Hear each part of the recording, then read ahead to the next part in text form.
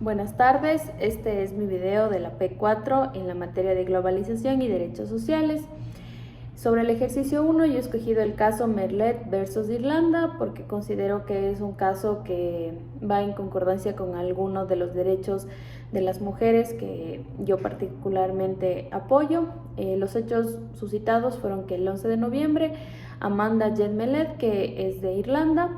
fue víctima de vulneración por el Estado de Irlanda en los derechos que la asisten en virtud de los artículos 2, párrafo 1, 3, 7, 17, 19 y 26 del pacto. A ella le informaron que su feto presentaba trisonomía y moriría en el útero poco después del parto, y aunque la malformación era incompatible con la vida, ella no podía someterse a un aborto en Irlanda porque simplemente las leyes no lo permiten. Y el 18 de noviembre se comunicó sobre su decisión de viajar al extranjero, que fue una de las recomendaciones que le hicieron para abortar, y se concretó una cita con la Organización de Planificación Familiar. Ella voló a Liverpool con su esposo, recibió medicación para la interrupción de su embarazo. El 1 de diciembre le volvieron a administrar medicamentos y tras 36 horas de parto, el 2 de diciembre dio a luz a una niña que nació muerta.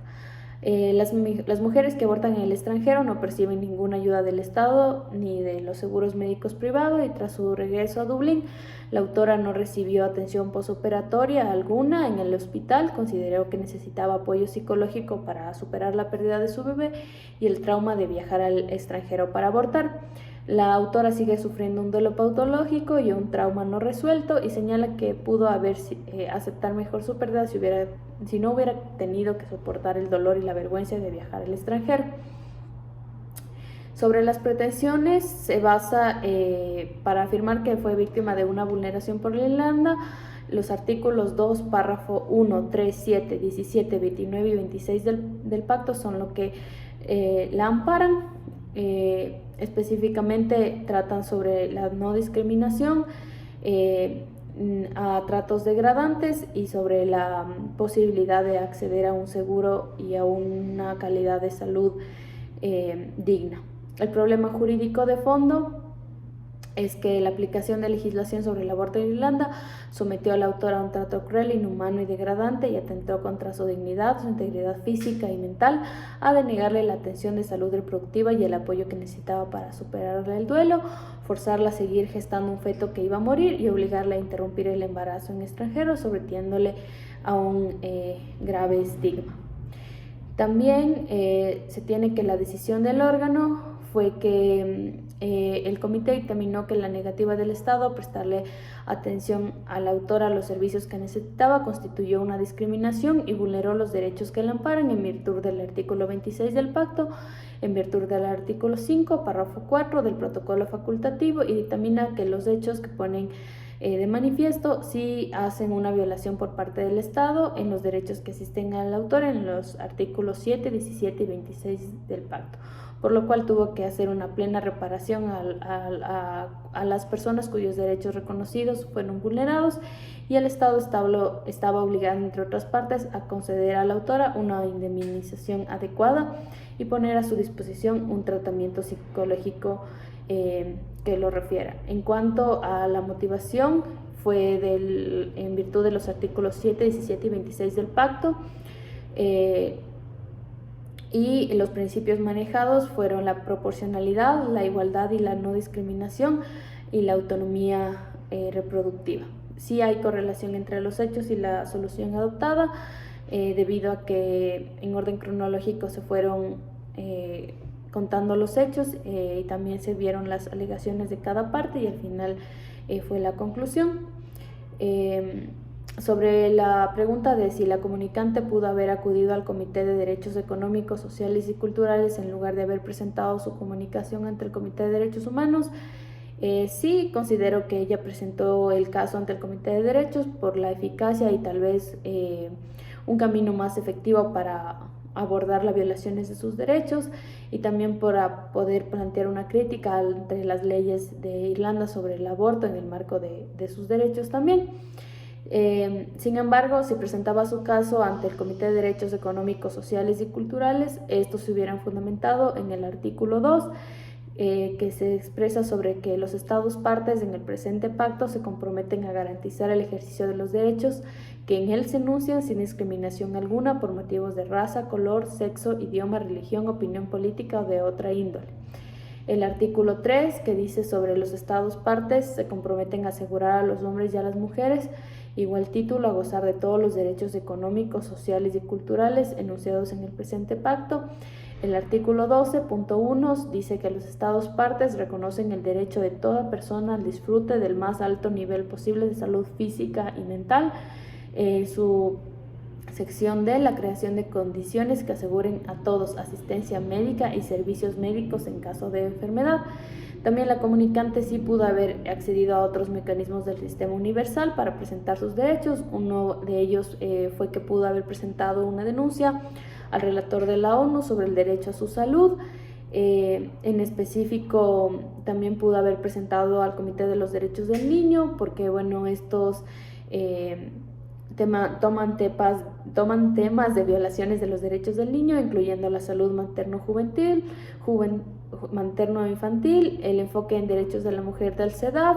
que trata temas de cuestiones de derechos reproductivos y la discriminación basada en género, y los derechos relevantes se basan en el artículo 12 sobre la salud y la no discriminación. En cuanto a la salud, sobre poder tener acceso a servicios de salud, incluida la planificación familiar y un aborto seguro, y en la no discriminación,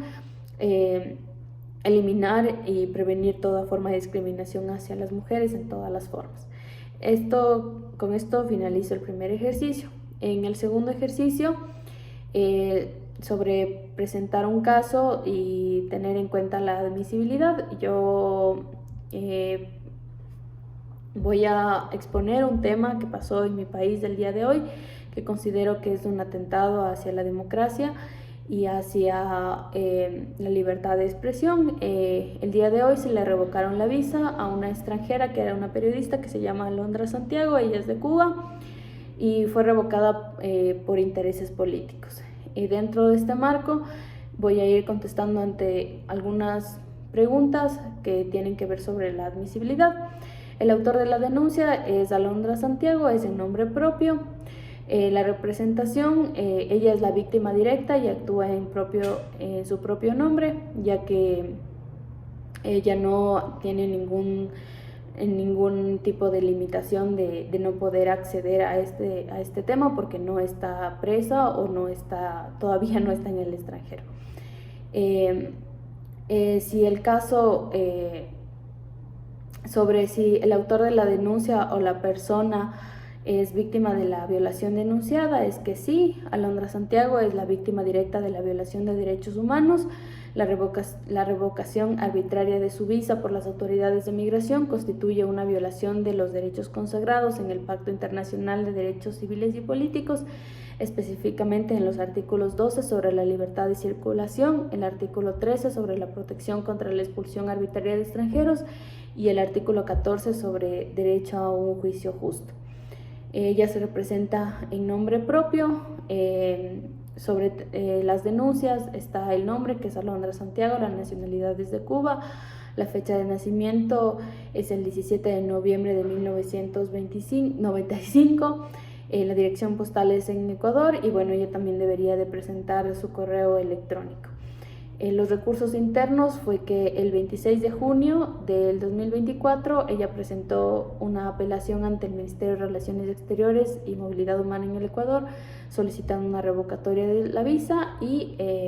en un caso hipotético, digamos que en los primeros días de julio la apelación fue rechazada sin una revisión sustantiva del caso ni una audiencia justa, agotando todos los recursos disponibles y efectivos en el Ecuador.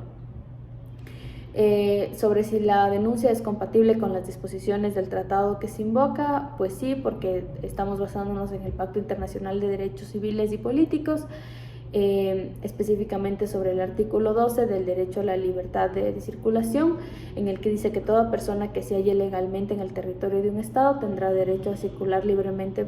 por él y a elegir su residencia. Y en la compatibilidad tenemos que la revocación de la visa de Alondra Santiago impide su derecho a circular libremente y a elegir su residencia en el Ecuador. Esto constituye una restricción arbitraria de su derecho a la libertad de circulación, garantizado por el artículo 12 en el mismo pacto. El artículo 13 es sobre la protección contra la expulsión arbitraria de extranjeros. Dice que el extranjero que se halle legalmente en el territorio del Ecuador, que es parte del presente pacto, no podrá ser expulsado sino en virtud de una decisión conformada por la ley. Y cabe recalcar que no le dieron aviso de la revocatoria, simplemente le llegó un mail el día de hoy, y salvo que razones imperiosas de seguridad nacional se opongan, se le permitirá que expongan las razones que militen contra su expulsión y que haga examinar su caso ante la autoridad competente. Sobre la compatibilidad de esto, la revocatoria de la visa y la amenaza de deportación sin un proceso justo y la oportunidad de presentar su caso ante una autoridad constituyen una violación del artículo 13, que protege a los extranjeros de expulsiones arbitrarias, y el artículo 14 sobre derecho a un juicio justo. Dice que todas las personas son iguales ante los tribunales y cortes de justicia, y toda persona tendrá derecho a ser oída públicamente con las debidas garantías y para la determinación de sus derechos. La compatibilidad es la falta de revisión sustantiva y justa de la apelación de Alondra Santiago sobre la revocación de su visa y la negativa a darle una audiencia adecuada. Sobre la conclusión de esto es que el Comité de Derechos Humanos podrá revisar los procedimientos y decisiones de los tribunales para asegurar que se hayan respetado las garantías procesales y que no haya habido arbitrariedades. El caso de Alondra Santiago, la falta de revisión sustantiva y la posible arbitrariedad en la revocatoria de su visa justifican una revisión por parte del comité para determinar si hubo violaciones consagradas. La denuncia está suficientemente fundamentada porque incluye hechos claros y detallados, como explican, se constituye una violación a los derechos protegidos por el Pacto Internacional de Derechos Civiles y Políticos, y también se puede proporcionar evidencia documentada, que sería el mail, y en realidad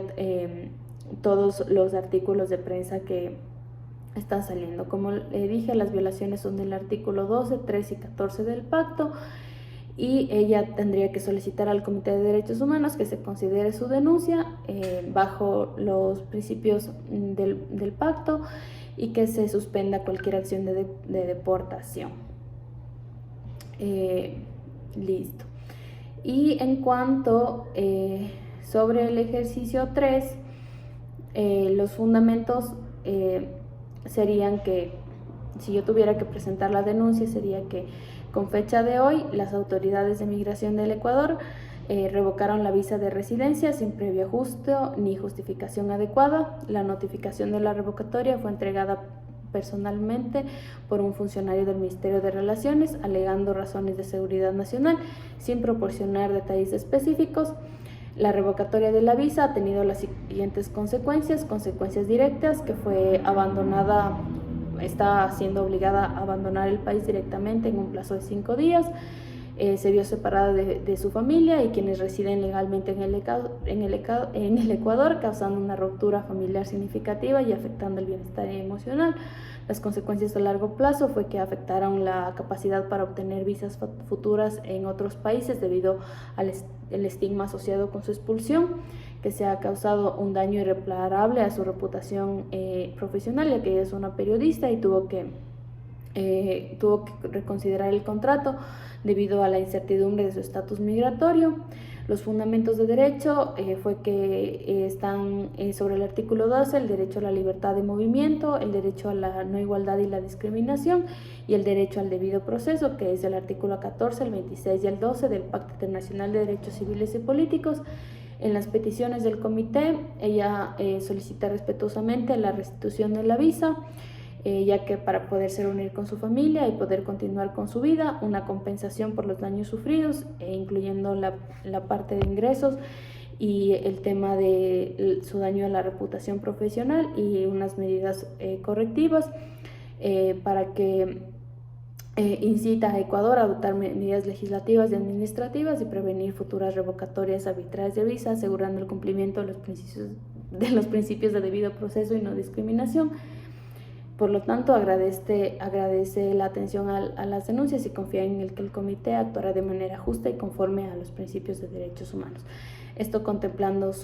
todos los datos, su nombre completo, la dirección, el correo electrónico y el teléfono.